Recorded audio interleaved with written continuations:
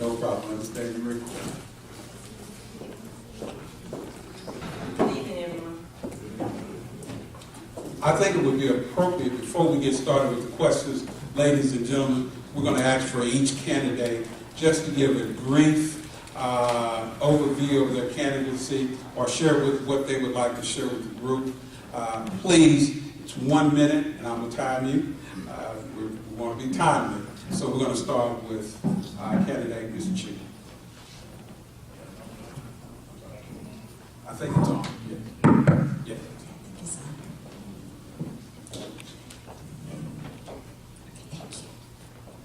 Good evening, everyone. Thank you so much for coming to find out more about each and every one of us here as candidates for the Second Circuit Court of Appeal.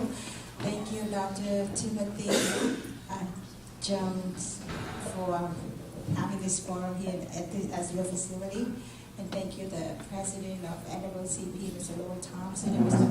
Madison, who's the vice president of NAACP. If you came in late, you might want to join this organization. I think it's $30 a month for a lifetime of $750. I memorized that. Thank you so much. Again, my name is Trina Chu. I'm running for judge of the Second Circuit Court of Appeal. That's the second level circuit court. The lower level is the trial court. I'm going to make it short. I moved to Shreveport in 2002. I've been living here for 16 years. I've been practicing law since then. My practice mainly concern family law, custody, divorce, child support, immigration, criminal, some contract litigations, and almost just about everything, wills and trusts too. And that's a little background of me. I came here to the United States when I was 8 years old. I'm one of those refugees, like the Syrian people now. In 1980s, it's referred to as boat people. I came here along with my brother in 1982. I grew up in Boston, went to high school there, the oldest high school in the United States, Boston Latin School. Then went to college, law school. And we came here because my husband got a job here with the medical school. He's on faculty there. He's a surgeon, takes care of all indigent people, operates on them on cancer problems, anything from the neck down for the cancer. He'll take care of that. You have 30 seconds. Okay, and for me, I used to work in legal services for about three years. I helped represent indigent people, poor people who couldn't afford legal fees. And after that, I went out on my own. My practice, again, is divorce, custody. I try to charge a very low fee, sometimes free, and I do a lot of pro bono cases. Monthly, I attend the Shreveport Bar pro bono clinic where I spend a few hours meeting lots of poor indigent people who couldn't afford attorneys, give them advice. Sometimes I take their case and represent them in court. And I'm running for judge because I want to continue to serve the community in a better capacity. And what it is, I want to tell you that I'm not part of the system. You need some new people, fresh blood, people with my life experience, my education background. If you go to my website, www.chuforjudge.com, you can find out more about that. Okay. All right, thank you.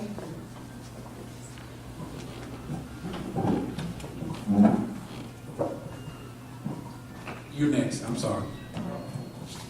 Good afternoon or good evening, and thank you for, well, first let me thank Pastor Jones for presenting, for just allowing us to be here in a peaceful rest this evening. Also, I'd like to thank the NAACP for hosting this forum.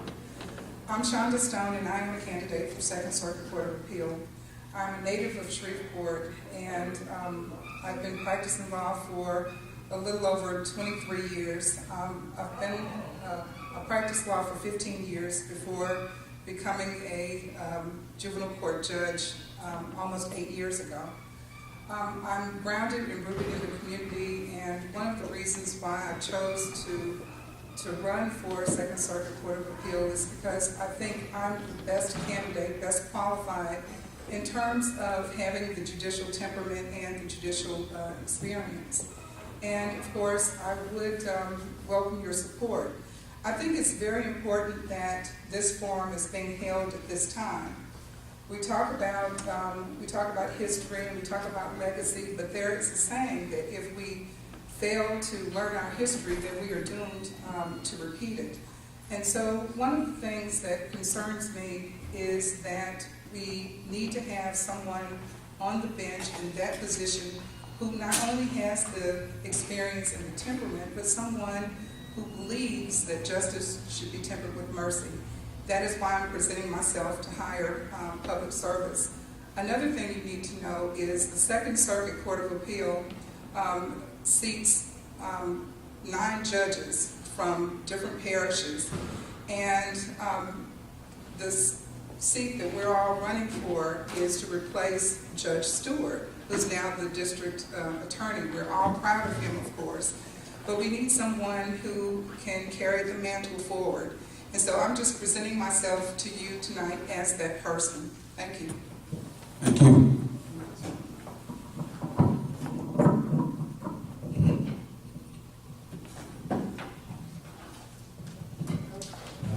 Good evening, everyone. How are you all doing this evening? My name is Sheva, and I am number 290 on your ballot. I'm a candidate for Second Circuit Court of Appeal, and I would love to have your prayers first, your consideration, and your vote. I am thinking about the times when I've worked with the NAACP over the years as an attorney, and Lloyd can tell you I've presented with the association for several years as an attorney in all of the clinics, free legal clinics that existed for several years, and then even as a judge on the bench, I still went back to participate to help the NAACP to provide whatever information that I could. So I'm grateful to be here to be a part of the forum tonight, co-sponsored by the NAACP and Peaceful Rest Church. Dr. Jones, I appreciate it. To all that are assembled here, thank you for taking the time out your busy schedule to come to hear more about all of us. Again, my name is Sheva Sims. I graduated from law school in 1994, just a little while ago. I was grateful to pass the bar the first time. A lot of people can't say that. And that says a lot about someone being prepared for taking the test, prepared for the practice of law, and prepared to be a judge on the bench. I started practicing initially at legal services in 1994 before going into private practice with another attorney, and then having my own firm thereafter that. During the course of the time in which I practiced law, I was able to do a number of things for the community. I did a number of free wheels for senior citizens, and many of you all know after having arrived on the bench at Shreveport City Court, I've done a number of legal rights seminars. The only judge who cared enough about the community to do that and reach out all across Shreveport and way down into ULM to do the seminars that actually have helped thousands of people who have attended the seminars over the years. You have to have someone who actually cares about the community, has a history of working with the community, not just because they are running, and knowing the community and being available to the community to do the things that the community needs, and being able to represent the people and be fair while they're on the bench. A lot of times people have told me when they've gone in court, they felt that they didn't have a chance, they weren't heard. Since I've been on the bench, people have told me that I have listened, I've taken the time to hear them, and I've been fair in my rulings. Many people know that when you're in court, you have parties on both sides. So half the people will be happy at the end of the day, and half the people will not be happy at the end of the day. But I have found that even the people who I couldn't 30 seconds. thank you, sir, that I didn't rule in favor of, they still were happy. They were still happy with the outcome because I took the time to listen, and then I took the time to explain. And a lot of judges don't take the time to do that. So I ask for your consideration to promote me to the Second Circuit Court of Appeal to take my body of experience, not only as a judge, but as an attorney, as a former high school teacher, and just someone who cares about the community, who's been here all of her life. Thank you so much. Again, it's number 290 on your ballot.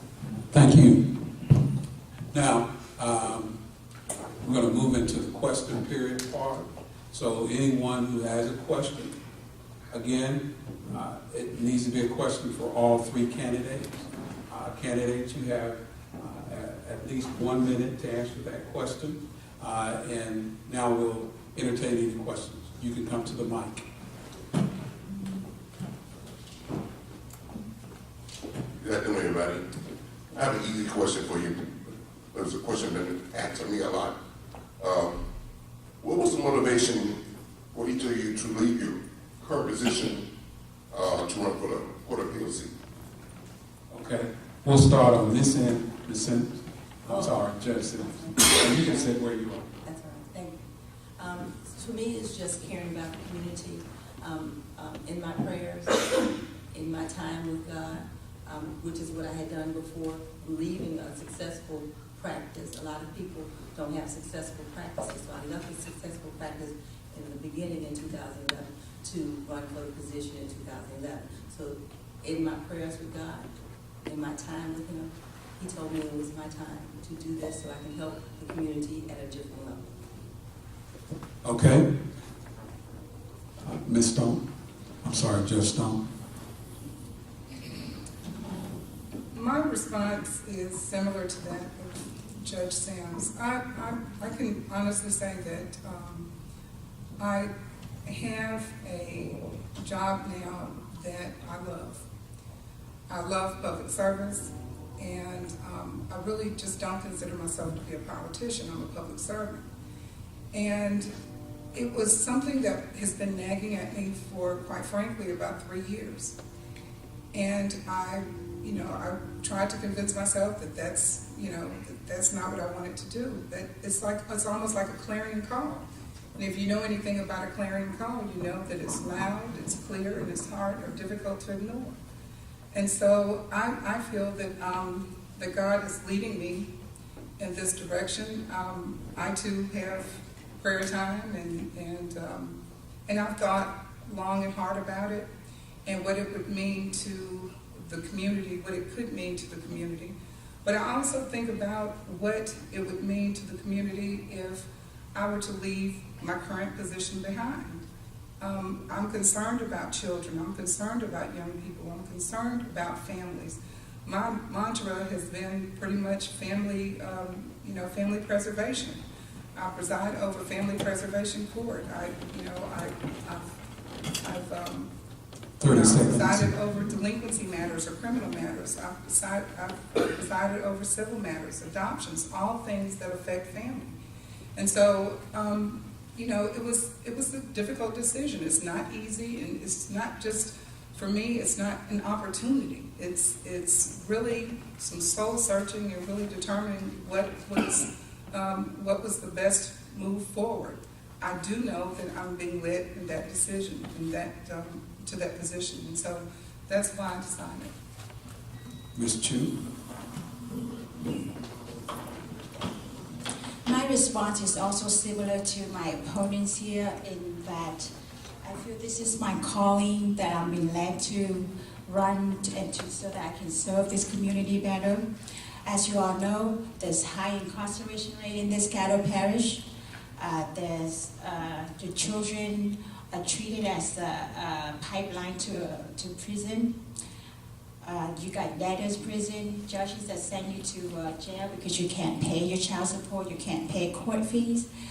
I'm not part of the system. I'm new. I got new ideas. I got life experiences and education background that will make me the best candidate for this job. And I'm not afraid to overturn trial court rulings if they're wrong, because I don't know any trial court judges on a personal level. I'm not afraid to hurt their feelings.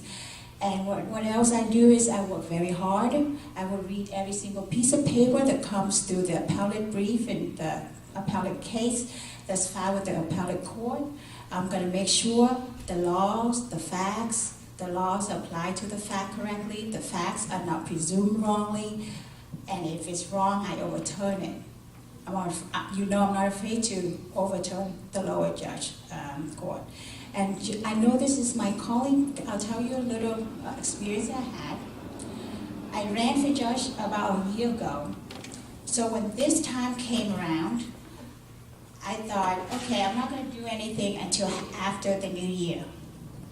But the night before qualification ends, around qualification period, I lay in bed and I thought, well, last time I ran, I had to qualify 3 months ahead. So this time, I think I have to do some paperwork before January. So I got up and checked. Lo and behold, yep, qualifications the next day. I drove right straight to Baton Rouge. If that is not a sign, I don't know what is. So I'm 30 seconds. Okay, I'm running just to buck the system, to make changes in this community. My opponents have been in the system for the last 8-10 years at least, and you still have all the problems you're having. So if you want change, please give me a chance and vote for me. Thank you. Okay. Next question. I know somebody has a question. Next question. Come to the mic. Excuse me. I'm Adele Smith. And I would like to know if you could give, each of you could give us 2 things that will distinguish you from the others. Okay. Since Judge Sims started off, we'll start with Judge Stone.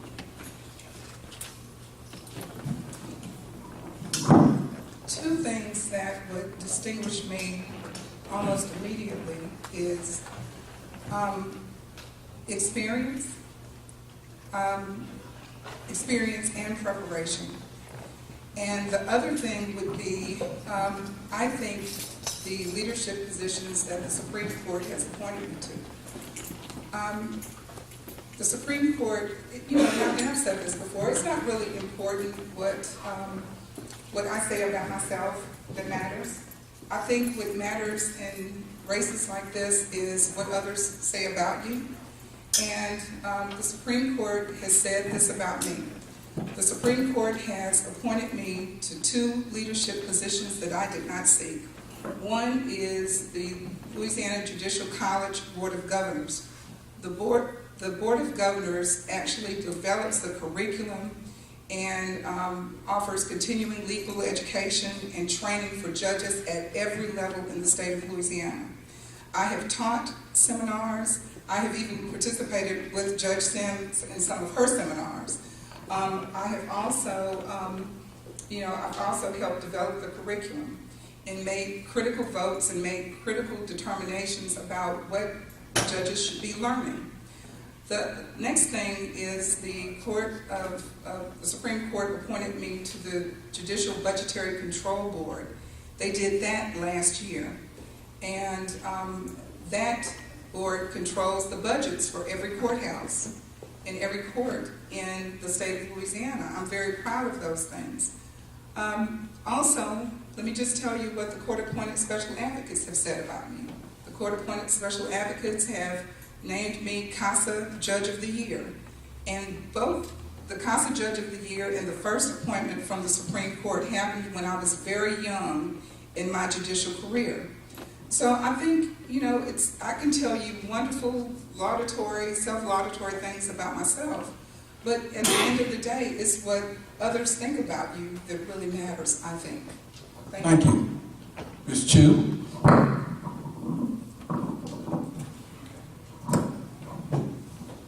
So 2 things that differentiate me from my opponents is your question. My response is, 1, I'm a person of community service. I've done this all my life. I didn't do this just to run for judge.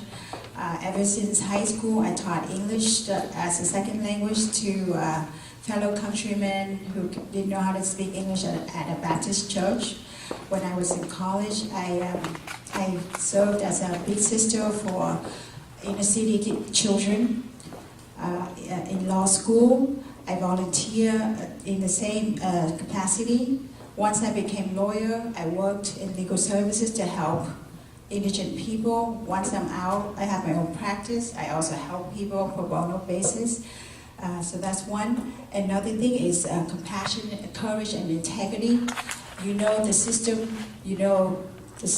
is wrong. It incarcerates too many people, and send to jail too many people that are wrongly convicted, put people in jail because they can't pay, debtors prison, on and on. But those are the two things I would tell you that differentiate me from my opponents, and I'm not part of this is the system. If you want change, please vote for me. Thank you. Thank you, Ms. Chu. Judge Sim? The two things that come to mind, just two things that come to mind according to your questions are experience and compassion. My experience exists because of a number of things. One, I was, as I stated initially, I worked in legal services. I've been a city attorney. I've been a public defender. I've had a successful law practice. All of the candidates cannot say those things. That means I have a body of it. It's the totality of the things that I've done. In addition to having those types of experiences, being a lawyer, handling a myriad of different cases, that's very important. Not one type of case or another type of case or other type of cases, a myriad of cases. Even on the bench where I sit, we handle different types of cases. We handle civil cases. We handle criminal cases. We handle traffic cases. We handle peace bonds. We handle evictions. All of those things are very important, and those are many of the types of things that could be appealed in the Second Circuit. I have experience having appeared as an attorney in the Second Circuit, receiving judgments in my favor that has been increased when I appealed it. I have experience as a judge having a case appealed, coming back in my favor, saying that my initial decision was correct. Even with me starting the Know Your Legal Rights seminars and me doing the programs for the senior citizens, these are things that I've started. Also, while on the bench, I was able to increase the jurisdictional amount from $25,000 to $35,000. That has never been done before. The court had been trying to do that for years before I was born, but they were not able to do that. I lobbied Baton Rouge, and I got Baton Rouge to agree. And they voted in favor, and 100% of the legislatures that were present voted in favor of increasing the jurisdictional limit from $25,000 to $35,000. Experience matters. Experience in a myriad of different ways, that also matters. So you have to have someone who has an understanding of the community, who's been in the community. I grew up here. I've been here all of my life. And I have experience in a myriad of different ways, and the compassion that I exhibit while I'm on the bench. In addition to that, City Court is working on a new bond project whereby people who do not have certain types of offenses, like domestic abuse, battery, or battery on an officer, they will now, it will roll out very soon, be able to not have to pay post a bond to leave the jail once they are arrested on a particular charge. And that says a lot. That helps the community more than you can even think of at this moment, because so many people in certain communities have been arrested, held in court for a long period of time. So Ms. Chu has stated something about things that were not done while the judge has been there. I've done those things. Thank you. Thank you. Next question. Hi, my name is Quinn Chu, and just want to let disclosure, I'm her husband. And I can promise you, she does not even know this question I'm about to ask all three of you. In fact, she was hesitant to bring me along. I would like to ask, starting with my wife, Trina Chu, to look to your left, and each candidate look to your left, and tell me, give the best compliment of that individual, your opponent. Tell me what do you think is the best about that person. Yes, to your right, I apologize. Thank you. Ms. Chu, you're up. You can start it off. Just one of them or both of them? For Justo, I think she's a great juvenile court judge, and she does great for the community, the children in the community. And I think it would be such a big loss if she were to leave that post. So she keeps the family together, like she said. Just one, right? Do I? No, just to the I right. just to the right. Okay. I'm sorry. We have a little You said You said to the left or to the right? You said to the left, but To the right. Okay. Okay. all right. So I've known Judge Sims for forever. And Don't say how long. I think she's smart. And I do think she's talented. And I think those things are admirable qualities. Judge Sim, you would go to, you can pick. For this purposes, you can pick. I can do both. I don't think Then I that would be need to fair. go. Oh, I'll do one. Mr. Y'all Chief can't tell me who to do, it's not y'all's question. Mr. Chu, Dr. Chu, who would you like me to? Whatever you want to pick. Thank you. I think the wealth of experience that your lovely wife has, helping with the community, helping with indigent individuals, helping with legal services, and even reducing her fee many times to help people. I've done that a lot. I know what that takes. I know what that means when you go home and you take home less money. I know what that means when you have children and you have less money to show them because you've reduced it. And I think that is an admirable, wonderful quality. That's something you have to have that you're born with. No one can tell you that. You can't grasp that and honestly do it for an extended period of time. So caring about those who don't have what you have and understanding that, that's very important. And I love that about it. Thank you. Next question.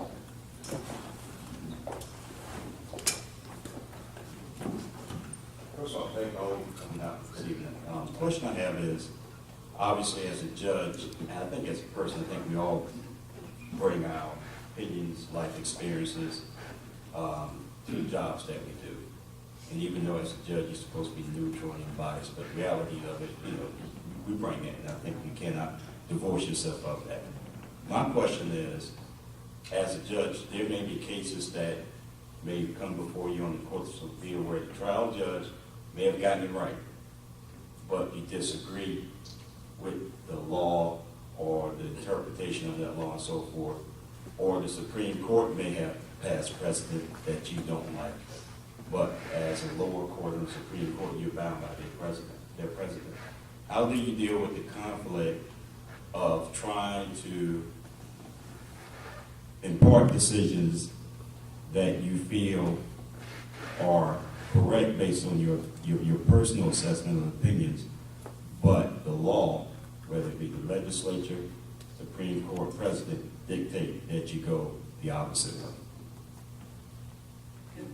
Ms. Sims, you will be up next. Well, it's not hard for me. I don't take anything from my history, my upbringing to the bench.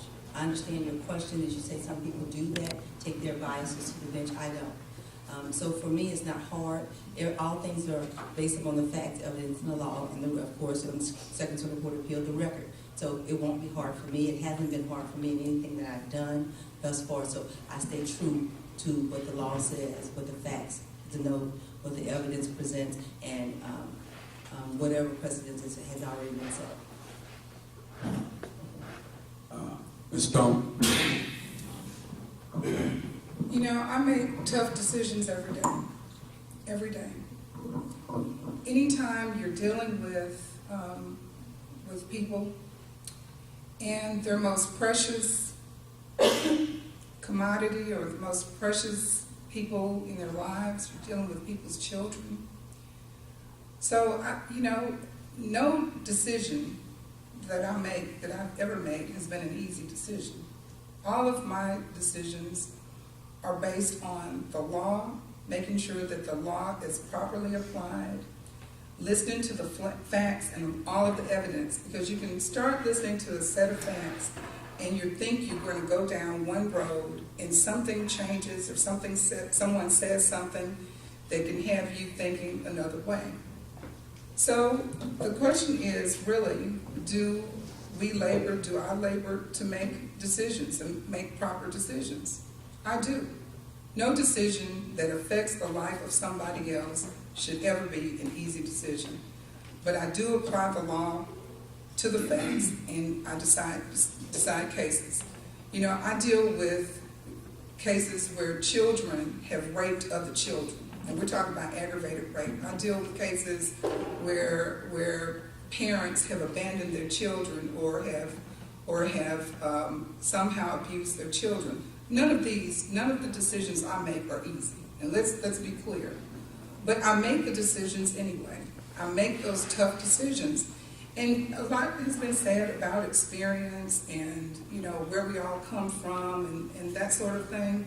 But the truth of the matter is that we're all qualified. We're all qualified. We've all passed the bar exam. I have worked for the Advocacy Center for the Elderly and Disabled. I have worked for the Public Defender's Office. I have reduced fees. I have done all of those things that I've needed to do in order to have a successful practice and a successful career.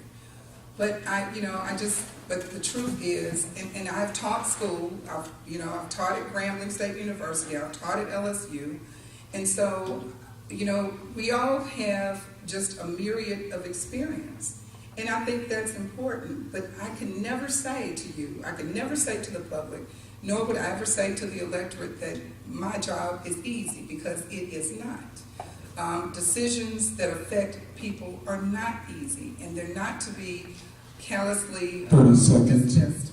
Thank you. So your question is, how do we as judges would make our decisions? My response is similar to my opponents. We make decisions, judges make decisions using law and facts, make sure the laws are applied to the facts correctly. That's one of the reasons why I'm running for judge. I'm not running, people have told me to run for city council, run for senate, run for just about everything else, and I said no. I don't like to make decisions using my background and personal experience alone. I like to make decisions based on the facts and the laws in front of me, and constricted to the body of law and the facts as proven. And that's why I'm running for judge, and as judge, that's how I'm going to make decisions. Thank you. Thank you, ladies. Next question. We have about 15 minutes left. We said this would go from 6 to 7, so we have about 15 minutes. We maybe can go a little bit over. Thank you. My question for each of the candidates is, do you agree or disagree that our criminal justice system needs to be overhauled? In other words, there is too many jail sentences handed down to the poor and indigent that are unfair and unjust. The criminal justice system does have a bias. Do you agree or disagree with that? And if you do, what do you think is the key thing that might need to be addressed first in reviving our criminal justice system so there's fairness for all? Okay. I think the next question would be Ms. Judge Stone. I personally feel that there are some areas of concern, grave concern, in the criminal justice system. I can tell you, though, that in my 8 years on the bench in juvenile court, that criminal crime and delinquency is down, markedly down. That is something that I'm very proud of. It is not, and there are some fixes. There are some things that we can all do, but the judges alone, ladies and gentlemen, don't bear the responsibility of what is happening in the criminal justice system. We all do. It is not just Ms. Chu's responsibility or just Judge Sims' responsibility. It's all of our responsibility. But if you're asking for a personal opinion, yeah, of course, there are issues that should be addressed, properly addressed, but you have to go to the legislature, you have to talk to your other leadership, political leadership, because what the judges do is they rule based on the rule of law. And so, it's an issue, but it's an issue for all of us, and not just judges. It's an issue for law enforcement, it's an issue for community leaders, it's an issue for health care, it's an issue, or in the health community, it's an issue for educators, it's an issue for social workers, it's an issue for everybody. So it's, to put all of that up here, I think is probably not, not accurate. Ms. Chu? That was a very comprehensive response, Judge Stone. I'd like to add that there is, in fact, institutional racism. The system is set up so that certain people will get the brunt of the injustices. And as judges, we can't get involved in political stuff, but we can work to improve social services, to improve economic services. So whatever I can do, I will try to do that. In terms of, for example, I'm already thinking that people who were wrongly convicted and are now in prison, I'm going to make it easier for them to do a pro se appeal. They don't need a lawyer to help them, but I will make it so that it's accessible to them. If I have to go to each prison to advertise that service, I will. That's just one of it. To answer your question, yes. And I can respond and follow up with what I have done. What I have done while I'm on the bench where I am in Shreveport City Court is made changes while I've been here on the Shreveport City Court bench. There are many things that I've done as a judge, and the judges can only answer I presume from their perspective, having been on the bench. If you're talking about other entities, then they have to speak for themselves with regard to that. The only control that we have is when we're on the bench where we are. That's why I started doing my seminars. That's why I started doing them and explaining to the community, this is what happens in Shreveport City Court. These are some things that you can change. This is how you can change your demeanor when you're pulled over by an officer, so the end result won't be you're incarcerated, you're you're dead, you're no longer here on earth. You're in the hospital. I've done these types of things with my seminars, and we even have another program at Shreveport City Court called Offering Potential Life Skills Class. So when someone comes to court and they have issues, we send them to that. The judge can choose to send them to that class. I send them to that class so they can get different life skills, so they won't come back to court with those same types of issues. So these are the things that I've done, but I realized that there were some issues with the system before sending to the bench, and I will continue to do the things that I've done. Thank you, ladies. Do allegations or findings of judicial misconduct affect the ability of a judge from the bench? Okay, Ms. Chu, you're next, sir.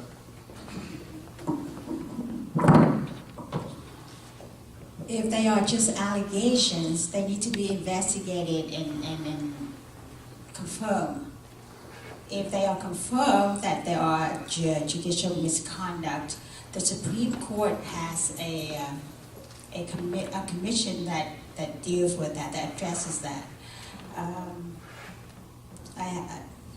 I think it's taken care of by the Judicial Commission on right, Judge Stone? There's a commission that knows the investigation, finds it, and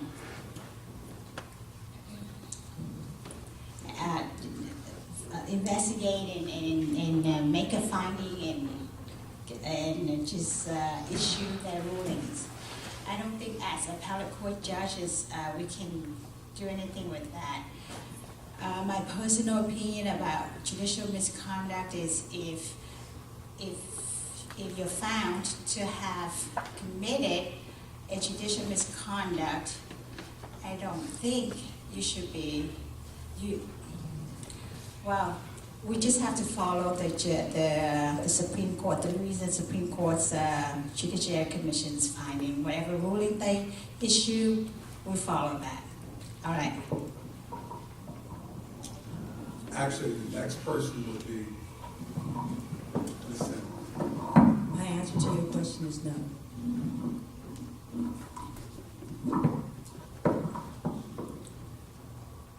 judges and candidates are,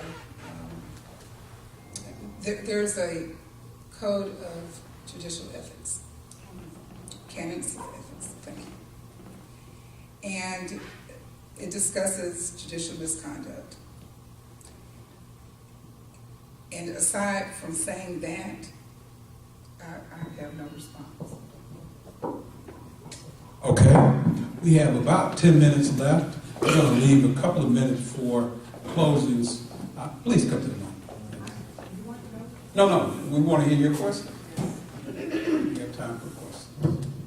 Thank you. First, I'd like to thank Dr. Jones and Mr. Thompson and Mr. Matters and our candidates for coming out. The building should be full because we should be concerned about this particular judgeship. Now, my question is, and y'all got to realize I'm getting older, so I have to kind of jot little things down. Everybody else came up and they were tough. They didn't have anything. I've got a piece of paper. Incarceration rates are so high. A lot of the inmates can't afford lawyers. And with our government cutting our defense lawyers, if I heard right, they're going to decrease them. So my question is, if either of you become judge, whenever one of you become the judge, what is it that you would do to make sure that the prisoners got their day in court, and if they need to appeal, what would you do to help them get to that point? Thank you. Okay, we're back to you, Ms. Simmons. Well, as a judge on the Second Circuit Court of Appeal, there's nothing that a judge can do to help them get to that point. Right. Let me just back up on the question, and maybe I'm speaking out of turn, and I'll take. Obviously, that's not the role of the court, but are you asking the candidates what they can do beyond their role on the court personally? Okay, she's asking. My answer is the same. Okay. Ms. Stone? And ditto. I just have to say that. As I said this before, I'm going to repeat it. There's a high incarceration rate, and there's probably prisoners who are wrong convicted there. When I'm at the appellate court, I will have, the court already has this. I'm just going to make it more accessible for the prisoners to do it. There's a pro se, I'll have a pro se guide to help them file an appeal. I'll make sure this guide gets to all the prisons so they can read it, they can learn about it, and they can know how to go about filing their appeal. And I will designate a person to work exclusively with the pro se from the prison to make sure the appellate applications are filed correctly. If they're missing something, get to them before the deadlines. There are things that judges can do. We are only limited to doing political things, to doing things that will show that we are partial to certain group or certain people. But we can affect social change and economic changes and legislative changes. So we can do a little bit of something. Okay. We're coming to the end. We started about 6:06, so we wanted to do 1 hour. So we're right at that time. Anyone else has a question they would like to ask the candidates? Anyone else? With that being said, I'm sorry, Pastor, you certainly can go to the mic. Wait, this. Question. My questions, I think it's pretty simple. Usually in settings like this, and when the audience is majority African American and the election entails the judiciary, then we always hear the redemptive approach. And then when the conversations further north on Fairfield or Line Avenue. It's the tough on crime conversation. Yeah.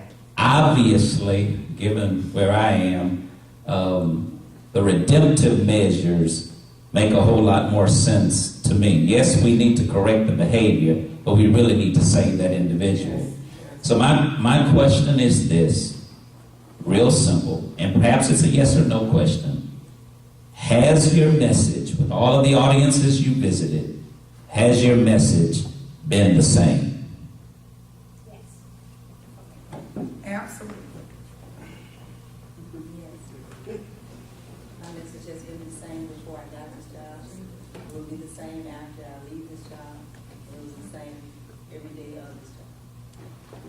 Okay. With that being said, all three said yes, Pastor. Their message is the same. At this time, we'd like for each candidate to give 1 minute closing or whatever you would like to share with, or your appeal for next Saturday. March the 5th is the voting time. If you want an early vote, it's today and tomorrow, and I think it ends on Saturday. Right? So the vote is actually March the 5th. Starting with Ms. Sims. Again, thank everybody for taking the time to come out for the busy schedule. It takes a lot for you to leave home after hours, after having worked all day to come to listen to the candidates, and we all appreciate it, I'm sure. My name again is Sheva Sims. I currently sit on the Shreveport City Court bench. I'm asking for your prayers first, your consideration second, and your vote preferably tomorrow, but again on March the 5th for number 290 on your ballot. I have a body of work that I've done, that I've discussed, that many people are familiar with. Some of you all have my push cards. In addition to all the work that I've done, I am the only judge who's received numerous awards for the work that I've done. I am the only judge in this area to receive the Crystal Gavel Award that's given to only one judge in the entire state. I received that in 2013. Even before becoming a judge when I was a lawyer, I received in 2009 the Lee Hipple McKay Award for outstanding volunteerism. I was the only attorney who received that award in the northern region. Those awards, as well as a number of awards, show that people believe in what I've done, they appreciate what I've done, and they've taken time out of their busy schedule to award what I've done. So I ask for you to do the same and promote me on March the 5th. Thank you. 290 on your back. Ms. Stone. I would just like to join Judge Sams, and I'm sure Ms. Chu, in thanking you for just being here tonight. And I agree, this room really should have been filled. And Pastor, it's sad. It's sad sometimes that we go to forums like this and you know, people with the most issues and the most pressing matters rarely attend events like this. And there's something that each of us in this room can do to change that, you know, and I just think that if you know of an issue and you're going to a meeting or you're going to a forum, pick up a neighbor, bring them with you, tell them what's going on. You want people in the community to be informed. I'm Shonda Stone, and all I can do is let my work and the work that I've done speak for me. I'm not presenting anybody to you that is going to be different tomorrow. The people who know me know that I'm pretty much the same everywhere you see me. So if you see me in my courtroom, I'm going to know you when I'm at County Market or when I'm at Super One or when I see you on the boardwalk or wherever. So that aspect of me does not change, and it remains the same. You need to know that there is a stark contrast. We're all qualified, but there's a stark contrast between the candidates. A lot is said about experience. And yes, experience does matter. I have taught school. I've been an administrator at Grambling State University. I have worked in a motor pool. I've worked in a mail room. I've done those things, and I've been grounded and rooted in the community. I'm a native of Shreveport. I still live in the same house that my mother and father built in 1965. And I lived there with my mother, who just turned 86 earlier this week. I say that because I think there's a lot of responsibility that, that we as judges should shoulder. I'm willing to do it, and let me just say that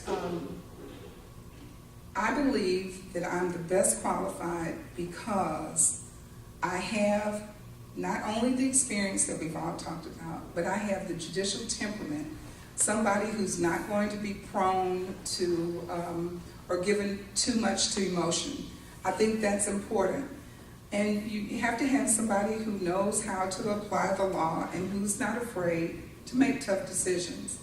And the other thing is, you know, I think it helps when you have somebody whose mantra it is to serve others. You know, I've said this before, my parents taught their children that to whom much is given, much is required. That is how I live my life, ladies and gentlemen. So my ballot number is 291.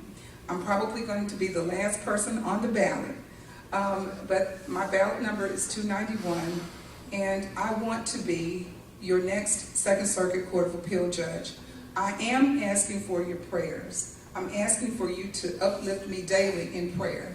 I'm asking that you uplift my mother in prayer.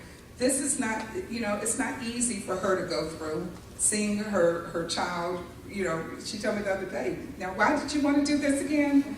Because she understands, though, that it's something that I'm being called to do.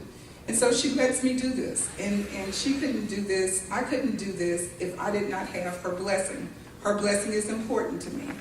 And so I want you to lift her up in prayer as well. But I want you to vote. And I think the choice is clear. Thank you. Again, the election is March 5th. Early voting ends on Saturday, February 27th. And my ballot number is 291. God bless you all, and thank you for being here.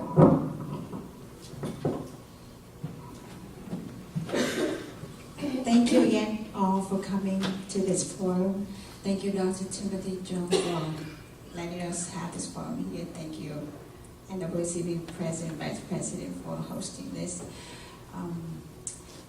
My ballot number is 289. My name is Trina Chu.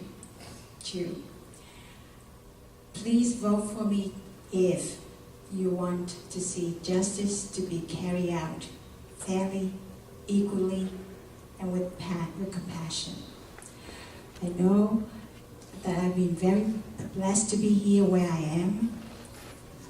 I came here with nothing, could have been taken up and die on the ocean, but God saved me, brought me here, blessed me with all these givings, and I just want to serve, just to pay back, to share, to give back to the community.